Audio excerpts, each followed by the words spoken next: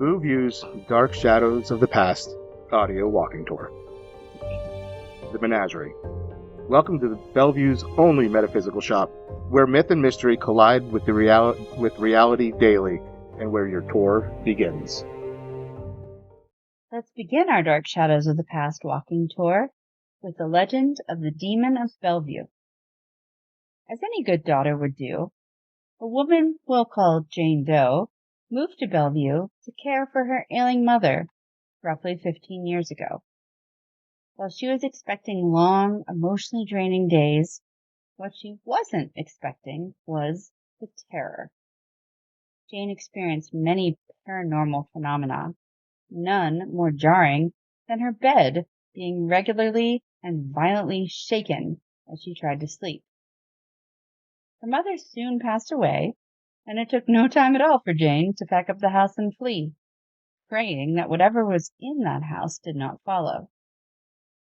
Later, Jane would relive the experience in stories with her friends. For one skeptical friend, she pulled up Google Maps and went on Street View to show them the house. There, in her old bedroom window, was the pale face of her tormentor. That photo stayed up on Google for a while, but has since been updated. Local mediums claim that this non-human entity remains, but it is more disruptive than malicious. This story came from Haunted Pittsburgh LLC's Facebook page. We do not give an address to the private residences, but I suggest keeping your eyes open and peeled as you walk around. You may never know what you might see looking back. We head next to the former Rite Aid at 535 Lincoln Avenue. Pause here and resume play once you get to your next location. 535 Lincoln Avenue. The Citizens Trust Company was located here, where most recently Rite Aid stood. Like many banks during the Great Depression, it experienced extreme hardships and had to close. PA state officials came to do audits, and some funds were found to be missing.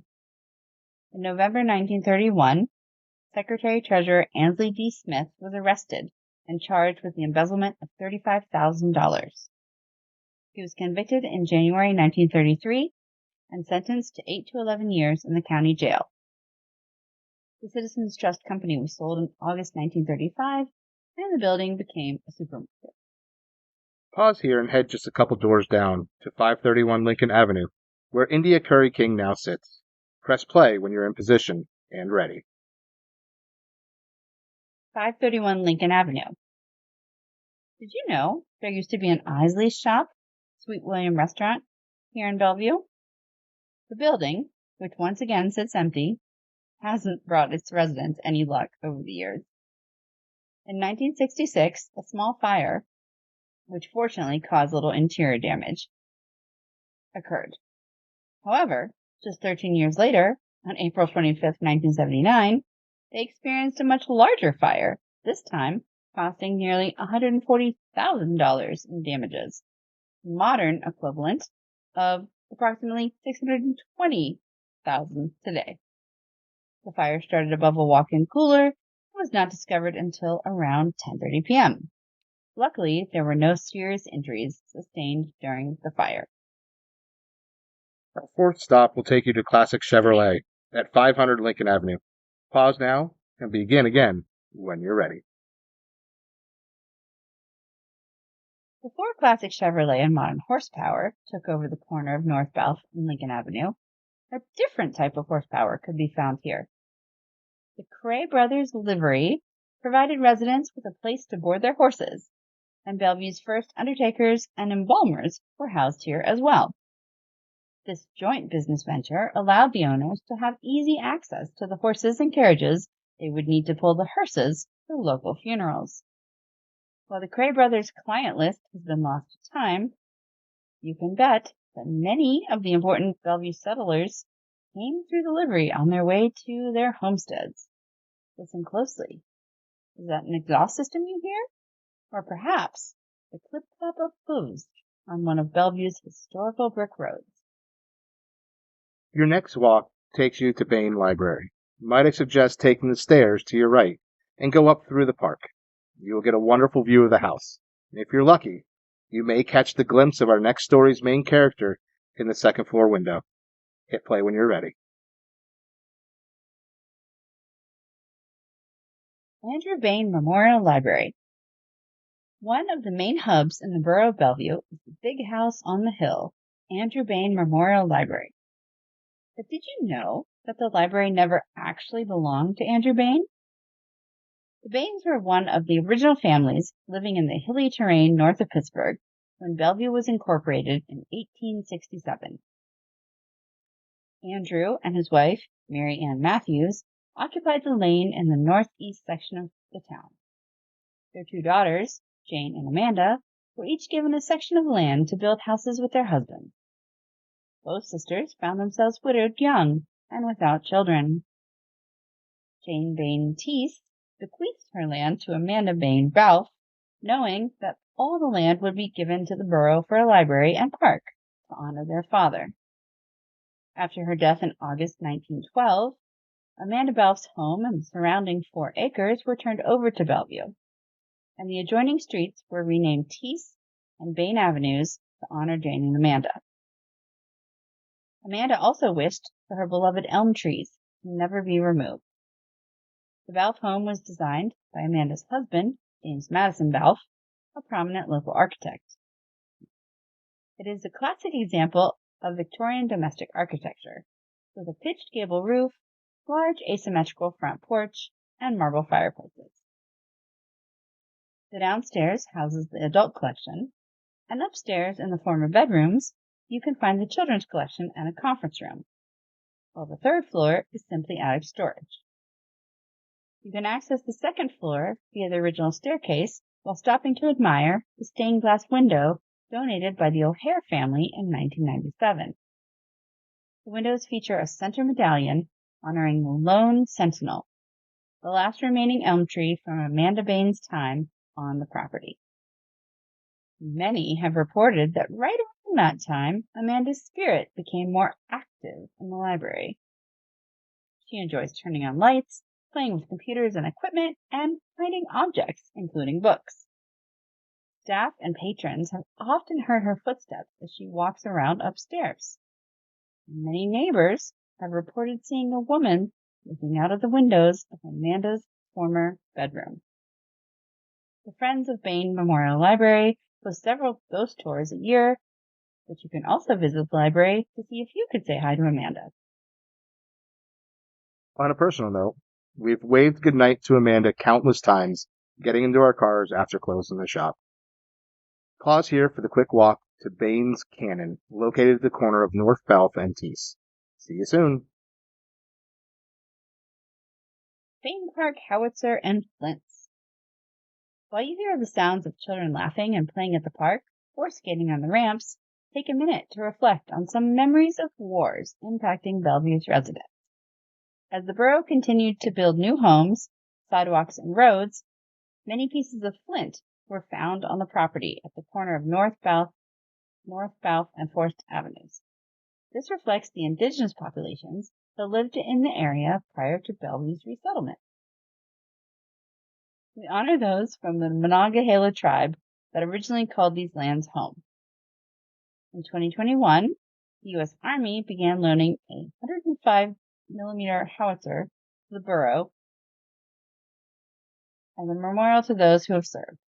The howitzer is from 1962 and was used during the Vietnam War, the First Gulf War, and the Iraq War. Now it stands a silent vigil honoring all of Bellevue's veterans, past and present. We pause once again and walk further down Teese Avenue. As you walk, prepare yourself as we leave the realm of white-collar crime, victimless fires, history, and friendly spirits, keeping watch. 5 of the remaining 6 stories go deeper and darker. Prepare yourself. Hit play once you have reached the corner of Teese and North Bryant Avenues. Welcome to Teese and North Bryant. Our next story did not happen here, but outside of downtown Bellevue. To keep you from having to stray too far off the path, our story will be told here. Farragut Avenue under Jack's Run Bridge. On September 5th, 1977, the residents of 100 Farragut Street were awakened by a frantic woman screaming that someone was going to kill her. This remote road that winds beneath the Jack's Run Bridge didn't see a lot of vehicular traffic, but did occasionally see some teenagers and adults taking advantage of a quiet place to park. Ethel Williams, 44, and Preston Lee Thompson, 44, were enjoying the fall weather in the back seat of a green Plymouth station wagon around 12:45 a.m. when a large concrete block came tumbling down from the bridge above. The block fell roughly 200 feet before piercing the roof of the station wagon, killing Preston Lee at once. 3 more concrete blocks were recovered near the vehicle, although it is unknown if they fell at the same time. The heavy blocks were left over from the road work on the bridge to widen the road to 4 lanes. The blocks had been resting on the Ohio River Boulevard side of the bridge before they were apparently pushed or thrown over the bridge in the direction of the vehicle. Based on the angle of the car with the bridge, police were able to deduce that the blocks were aimed directly at the Plymouth. Police found marks that indicated one block had been dragged about 5 feet, indicating that this was no mere accident. Did the perpetrators know that it was Ethel and Preston Lee in the vehicle that evening? Or were they just looking to pull a prank on people and having a bit of fun? As far as we have been able to find, the police never found out who killed Preston Lee and injured Ethel. Our journey continues down North Bryant and across Lincoln Avenue. Start heading back to the center of town, stopping at the corner of South Euclid and Lincoln. Pause now and start again when ready.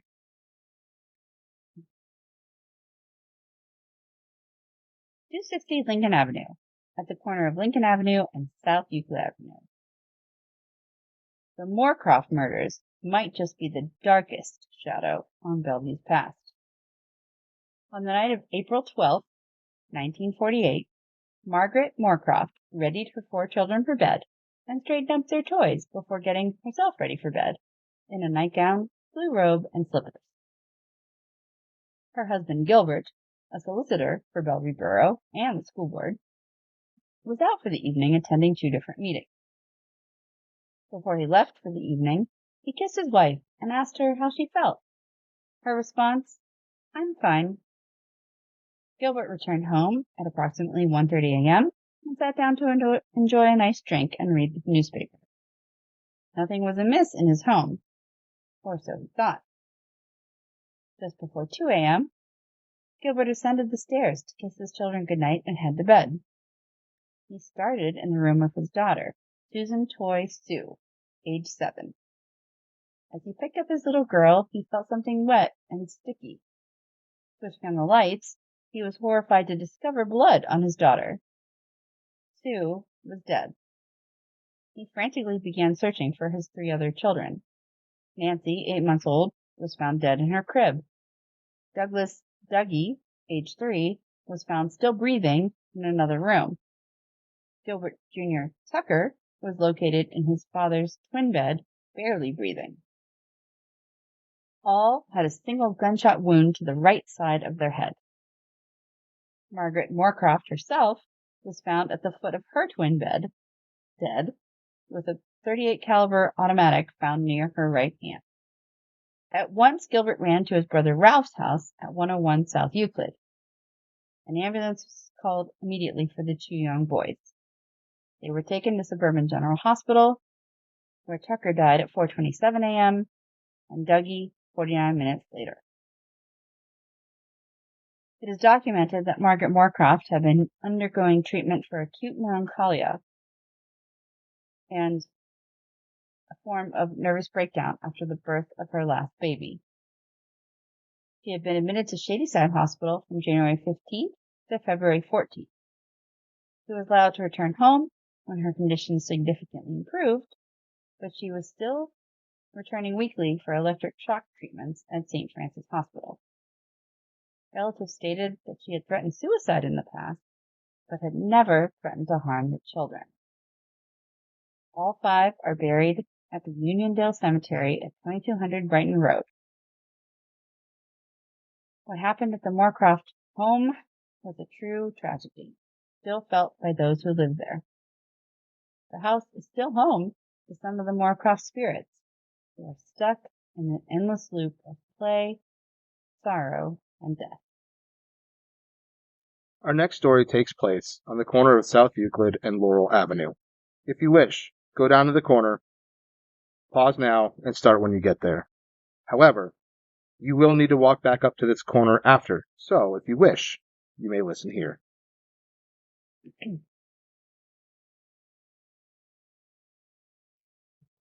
250 Laurel Avenue at the corner of Laurel Avenue and South Euclid. In the early morning hours of January 5th, 1986, the Bellevue Police Department received a call from a local resident reporting a death in their home. When the police arrived, they found a 43-year-old Elizabeth Betty Kowalski slumped over on the kitchen table. She was pronounced dead on the scene at 9:30 a.m.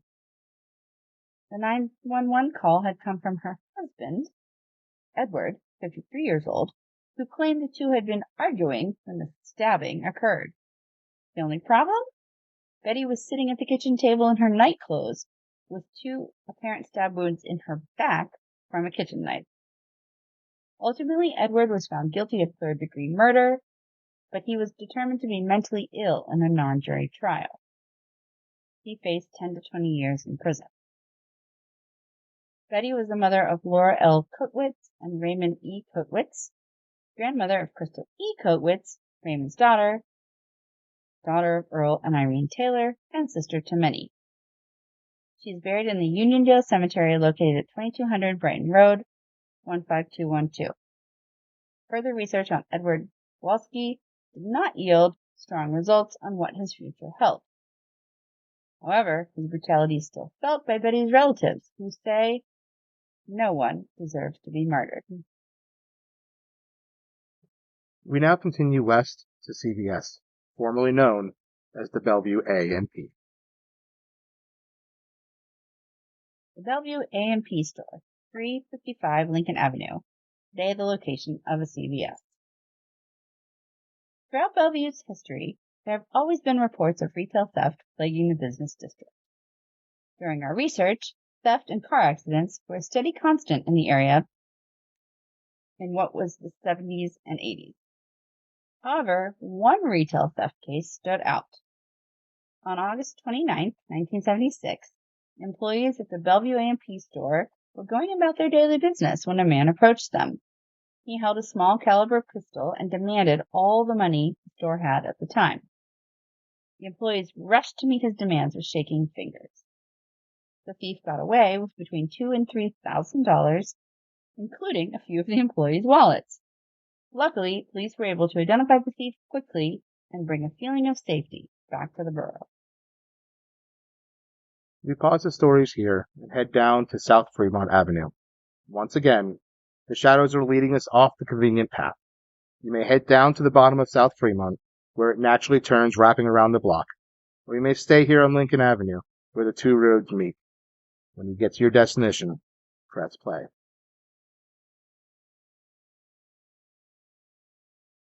The so-called House of Mystery at 223 North Riverview Avenue no longer exists as a building, but sat approximately where Brighton Service and Collision sits today. In the early 1900s, options for unwanted pregnancies or even contraception were largely unavailable to unwed young women. Women often sought out help from, quote, physicians, quote, in community homes by getting a back alley abortion. These women were often lucky to be alive after the dangerous procedure. One of these homes was located right here in Bellevue, operated by a certain Charles C. Meredith.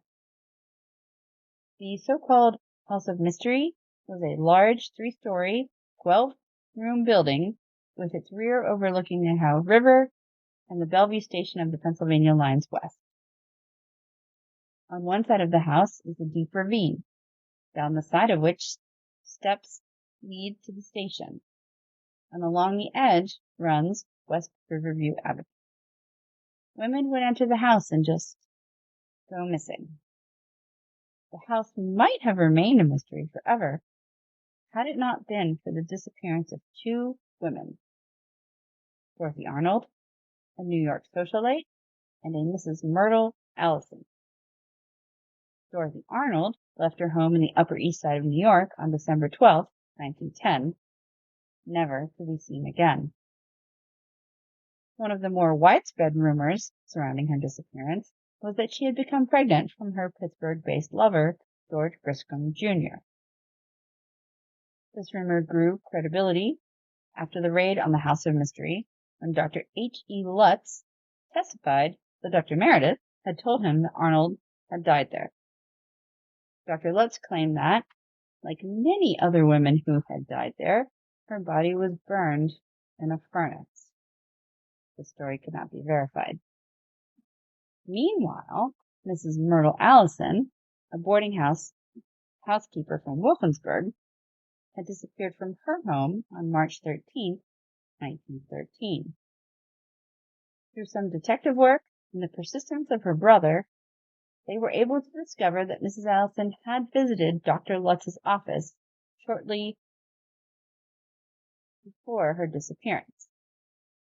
Almost immediately after her arrival at the office, she collapsed and had to be admitted to his hospital in the office.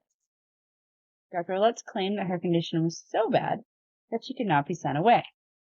He also told officials that on March 17, 1913, she managed to make a statement that Dr. Meredith had performed an operation, aka an abortion, in the Schmidt building on Tuesday, March 11, 1913. Dr. Meredith was summoned to take Mrs. Allison away. Dr. Lutz was later told she had passed away. After all of this information came to light, the district attorney's office set up a sting operation to take down Dr. Meredith. Female detectives contacted the doctor to set up an appointment and procedure at his Bellevue residence. Shortly after her arrival outside of the home, Dr. Meredith was arrested. Dr. Lutz was arrested at the office in Pittsburgh, while the main nurse for the house, Miss Orr, was also arrested at the house after a short standoff with police. Evidence recovered at the house included surgical instruments, 2 large furnaces, and record books. The ashes were studied, and Mrs. Allison's body was exhumed. On April 27, 1914, Charles Meredith pled guilty to having committed an illegal operation on Mrs. Allison. The murder charge was withdrawn as there was no poison present in Mrs. Allison. The district attorney had received affidavits from 9 women who had been patients. He was sentenced to pay a fine of 6 1/4 cents and serve not less than 5 nor more than 6 years in the penitentiary. We pause to pay respects to the women and babies who lost their lives.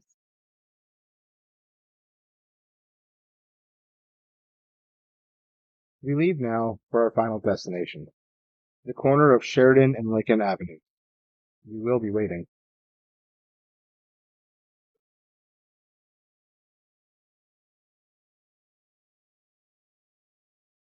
The dark shadows have even crept into our not-so-distant past.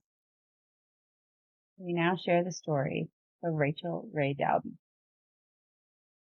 Shockwaves went through the borough on January 19, 2022, at around 8:30 p.m., when reports of a shooting at the Balfe and Sheridan bus stop came through the scanners.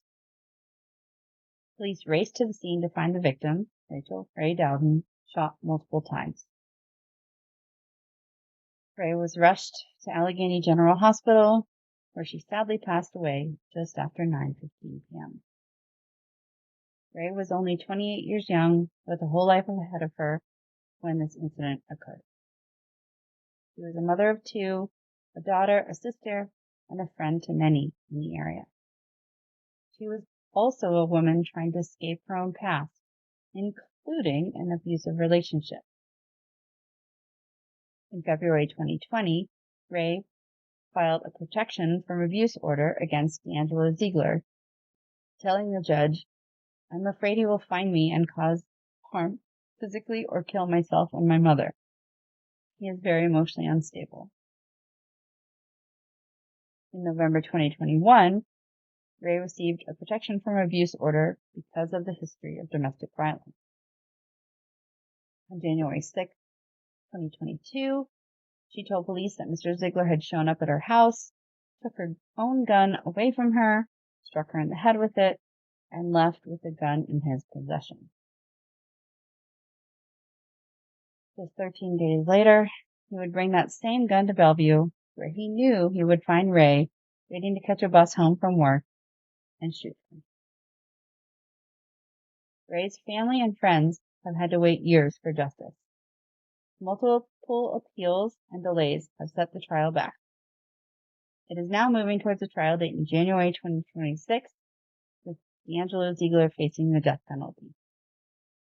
Sadly, Ray's passing is one of many that result from protection from abuse orders being ignored.